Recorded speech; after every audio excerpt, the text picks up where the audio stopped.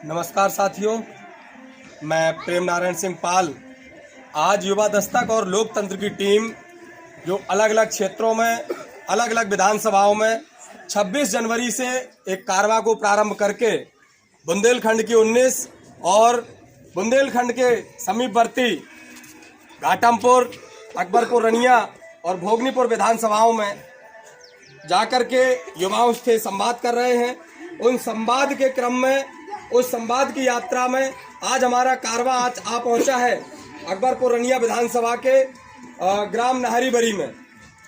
ये वो गांव है जो ये बताता है कि कैसे आने वाली सरकारें, पिछले समय की सरकारें और वर्तमान दौर की सरकारें जो कहती कुछ हैं और करती कुछ हैं।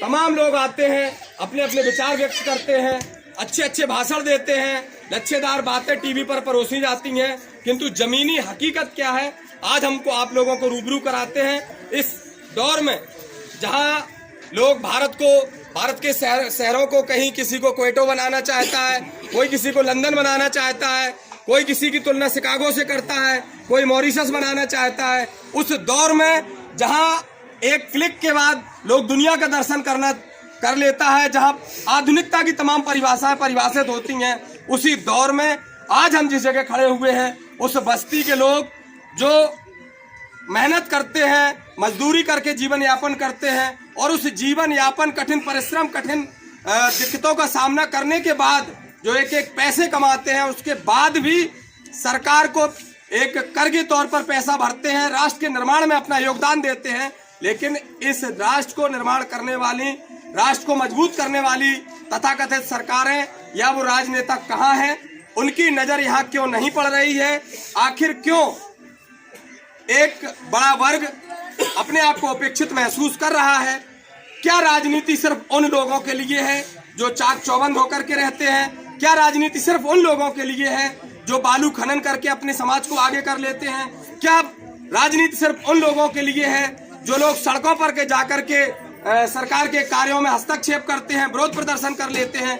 क्या इस देश में उन लोगों का कोई स्थान नहीं है जो शांतिपूर्ण तरीके से राष्ट्र निर्माण में अपना सहयोग करते हैं, शांतिपूर्ण तरीके से अपना जीवन यापन करते हैं? तो फिर क्यों सरकारें उनकी तरफ नजर नहीं डालती है?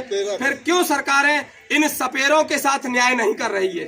तमाम लोग जो राष्ट्र निर्माण की बात करते हैं, अगर ये बड़ी संख्या में रहने वाले लोग जो जीवन यापन के लिए मेहनत करते हैं, मजदूरी करते हैं, भूमिहीन लोग हैं, जो घुमंतु हैं, जिनके साथ कोई मजबूत इनका आशियाना नहीं है, इनके बच्चों की शिक्षा का उचित प्रबंध नहीं है, इनके स्वास्थ्य के लिए कोई प्रबंध नहीं है, तो क्या सरकारों को इनके आर्थिक और सामाजिक ढांचे को ध्यान में रखते हुए क्या इनकी जाति जो है उसको एससी में या एसटी में स्थान नहीं देना चाहिए? क्या सरकारों का इन पर कोई ध्यान केंद्रित नहीं करना चाहिए? आखिर कैसे इनके समाज का विकास होगा? कैसे ये लोग और मजबूत होकर के राष्ट्र का निर्माण करेंगे? क्योंकि हमारी दीवार है, अगर उसकी 4 ईंट भी कमजोर होगी तो उस दीवार को मजबूत नहीं कह सकते। उसी तरीके से हमारा ये सपेरा समाज भी इस देश के अभिन्न लोगों में से है, ये यहाँ के नागरिक हैं, मतदाता हैं।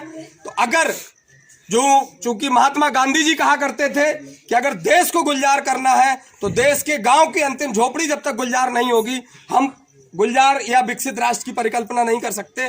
तो क्या हम उन्नत राष्ट्र की या विकसित राष्ट्र की कल्पना कर सकते हैं जो इन लोगों को दरकिनार करके?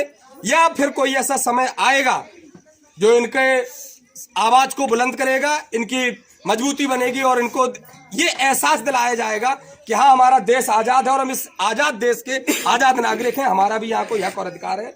इनकी और बातों को जानेंगे और अपने कारवां को आगे लेकर के चलेंगे और पहुंचेंगे उन पहलुओं के पास, उन मुद्दों के पास जहां आज तक जिनको दरकिनार किया गया है। सभी साथियों को जय भीम, जय संविधान।